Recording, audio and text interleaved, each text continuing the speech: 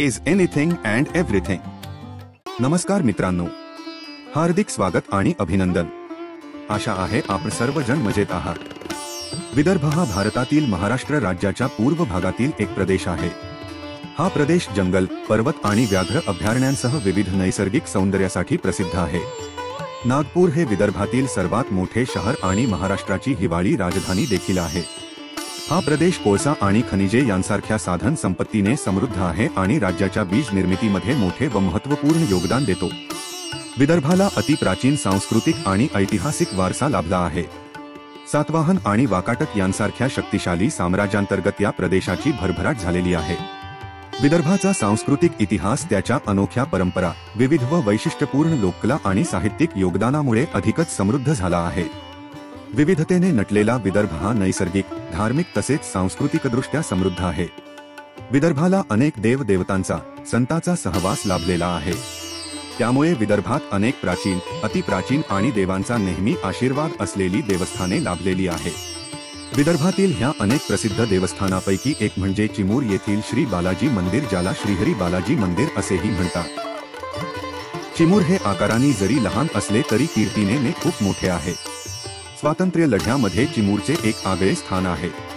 स्वातंत्र्य लढ्यादरम्यान चिमूर हे काँग्रेस, हिंदू महासभा आणि राष्ट्रीय स्वयंसेवक संघाचे सक्रिय केंद्र होते. महात्मा गांधींच्या 1942च्या भारत छोडो चळवळीला पाठिंबा म्हणून राष्ट्रसंत तुकडोजी महाराज यांनी 15 ऑगस्ट 1942ला चिमूर येथे खंजिरी भजन केले. त्यांच्या ज्वलंत व राष्ट्रभक्तीपूर्ण भजनाने दुसऱ्याच दिवशी म्हणजे 16 ऑगस्टला लोकांच्या संतापाचा उद्रेक झाला. पोलीस व इंग्रजांसोबत मोठा संघर्ष झाला. अनेकांनी सरकारी अधिकाऱ्यासहित जीव गमावले. पण चिमूर वासियांनी इंग्रजी सत्ता उधळून लावली. तत्कालीन जिल्हाधिकारी सुब्रमण्यम यांनी सैन्याची मदत घेऊन 19 ऑगस्टला पुन्हा इंग्रजी सत्ता प्रस्थापित केली. त्यामुळे असे समजले जाते की भारताला स्वातंत्र्य मिळायच्या आधी हे 3 दिवस चिमूर स्वतंत्र होते.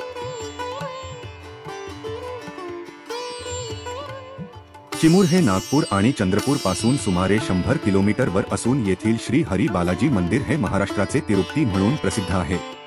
महाराष्ट्राच्या तिरुपती म्हणजे श्रीहरी बालाजीचे एक अतिशय वेगळे व मानाचे वैशिष्ट्य म्हणजे तिरुपतीच्या बालाजीला बोललेला नवस इथे फेडलेला चालतो, पण या बालाजीला केलेला नवस तिरुपतीला फेडला जात नाही, तो इथेच फेडावा लागतो, असा भक्तांचा दृढ समज, विश्वास आणि श्रद्धा आहे. चिमूरचे श्रीहरी बालाजी मंदिर 300 वर्षे प्राचीन आहे. बालाजीची मूर्ती 1200 वर्षे जुनी व अद्वितीय आहे, जी सुमारे 350 वर्षांपूर्वी सन 1772 मध्ये सापडली होती. येथील गर्भगृहात असलेली आणि भक्त पूजन करतात ती मंत्रमुग्ध करणारी श्रीहरी बालाजीची मूर्ती हुबेहूब तिरुपतीच्या श्री बालाजी सारखीच असून मुख्य आकर्षणाचे केंद्र आहे.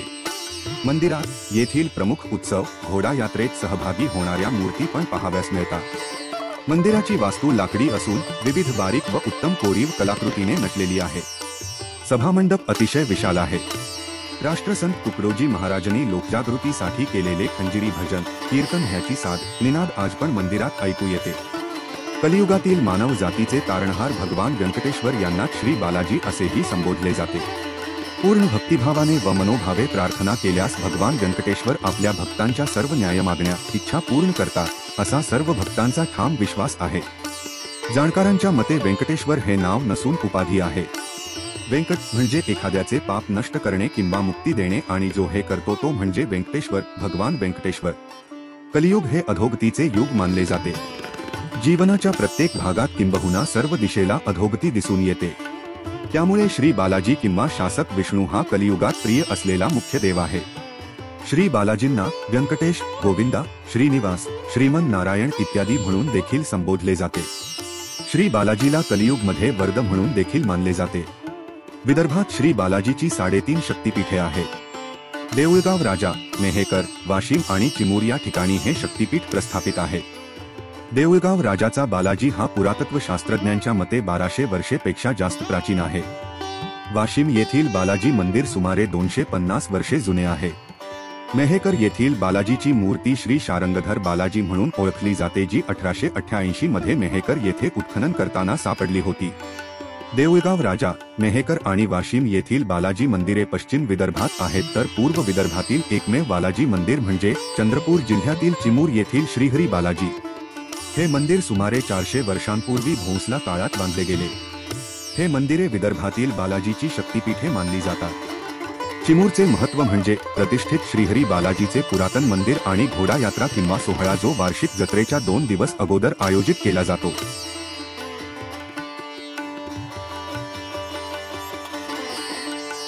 Welcome to my channel, MK's Anything and Everything. Please subscribe, like and share the video. Click bell icon. असे म्हणतात की स्थानिक रहिवासी भिका पाटील याने आपल्या गुरांसाठी गाय म्हशीसाठी गोठा बांधण्याचे ठरविले। त्या उद्देशाने मजूर खोदकाम करीत असताना त्यांना अचानक उदळ कशावर तरी आपल्याने खणखण असा आवाज आला। पुढे काळजीपूर्वक उत्खनन केल्यावर श्रीहरी बालाजीची मूर्ती प्रकट झाली। त्याने तिथेच एक छोटेसे मंदिर बांधून मूर्तीची स्थापना केली। दैनंदिन पूजे अर्चेसाठी एक पुजारी पण नेमला। देवाजीपंत कोरघडे हे दररोज पूजेनंतर देवाला प्रार्थना करायचे की जर ते सरदार झाले तर त्या छोट्या मंदिराच्या जागी एक भव्य दिव्य आणि सुंदर मंदिर बांधेल। श्रीहरी बालाजीच्या कृपेने देवाजीपंत नागपूरच्या भोसल्यांच्या राज्यात खरोखरच उच्च स्थानी पोहोचले, सरदार झाले। आपल्या वचन पूर्तीसाठी म्हणून त्याने जानोजी भोसले यांच्या संमतीने आज दिसणारे भव्य मंदिर बांधले। मंदिराच्या उद्घाटन आणि बांधकामासाठी सुमारे 2 लाख रुपये खर्च आला। राजे भोसल्यांनी 1 लाख रुपयांचे रत्नजडित दागिने अर्पण केले होते, जे पेंढारी लुटारूच्या भीतीने वासुदेव बापू नाईक याने 1804 मध्ये भोसले दरबारात जमा केले। राजे भोसल्यांनी 1612 नागपुरी रुपये वार्षिक अनुदान आणि सुमारे 200 एकर जमीन ही मंदिराला अर्पण केली। 4 कोप्यात 4 बुरुज असलेली अंगणाची भिंत मंदिराला 4 बाजूंनी बंदिस्त करते। प्रवेशद्वारावर 2 वाघांचे कोरीव काम आहे आणि आत प्रवेश करताच एक भव्य दालन, एक सुरेख बाग आपले स्वागत करते। सदाशिव भटजी घोडे यांनी नूतनीकरण केलेला गरुडस्तंभ बागेच्या पलीकडे उभा आहे। त्या पलीकडे नृत्यशाला, ज्यामध्ये गरुड, मारुती, द्वारपाल इत्यादींच्या लाकडी मूर्ती आणि गजेंद्र मोक्ष, कृष्णलीला, बकासूर मर्दन, मरिकव्ह इत्यादी चित्रे आढळतात। दगडी सभामंडप आणि 20 फूट सोन्याचा मुलामा चढवलेले शिखर असे हे देवालय नृत्यशालानंतर बसलेले आहे।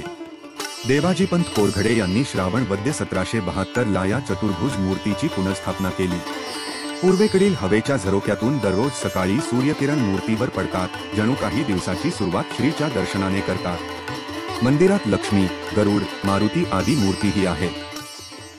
घोडा जत्रा ही स्थानिक सर्वात मोठी जत्रा आहे। जत्रेसाठी मोठ्या संख्येने भक्तजन येतात।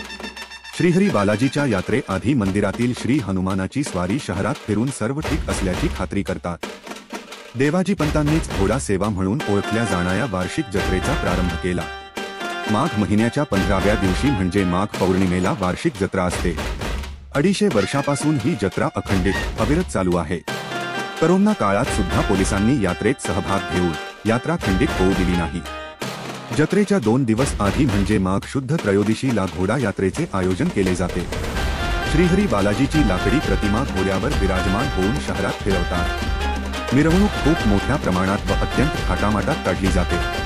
पूर्ण रात्रभर ही मिरवणूक शहरात फिरत असते।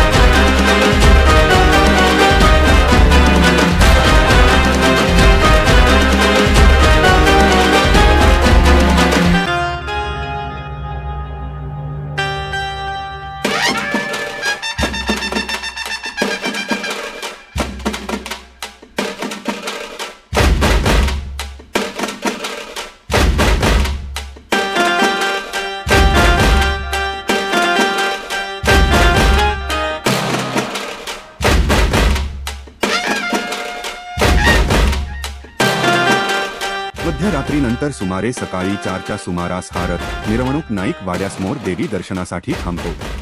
या स्थानी रथावरील प्रतिमा स्वतःभोवती एक पूर्ण प्रदक्षिणा करते. पुढे प्रस्थान करण्याआधी प्रथेप्रमाणे आणि मानाप्रमाणे श्री नाईक श्री बालाजीची पूजा आणि आरती करतात. मिरवणूक दुसऱ्या दिवशी भल्या पहाटे मंदिरात परत येते.